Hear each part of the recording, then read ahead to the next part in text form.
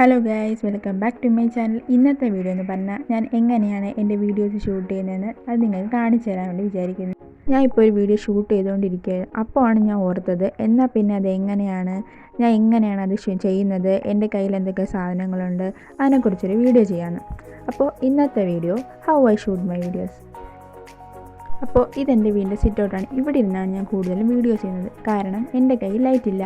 അപ്പോൾ ഇവിടെ ആകുമ്പോൾ നല്ല ലൈറ്റുണ്ട്.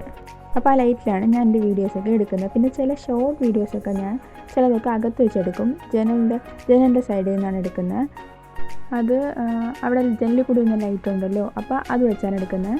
കൂടുതലും ഞാൻ വീഡിയോസ് ചെയ്യുന്നത് ഇവിടെ നിന്നാണ്. ഞാൻ താഴെ ഇരുന്നാണ് ഞാൻ ചെയ്യുന്നത്.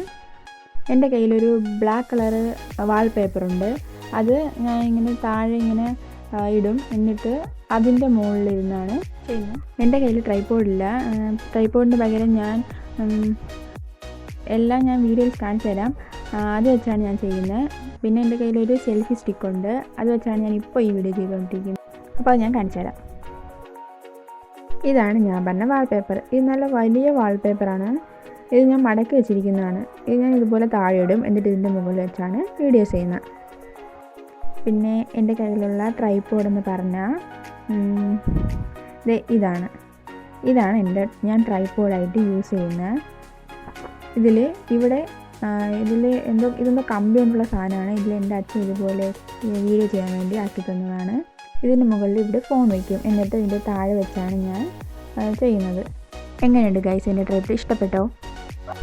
അപ്പോൾ ഇതാണ് എൻ്റെ കയ്യിലുള്ള സെൽഫി സ്റ്റിക്ക്.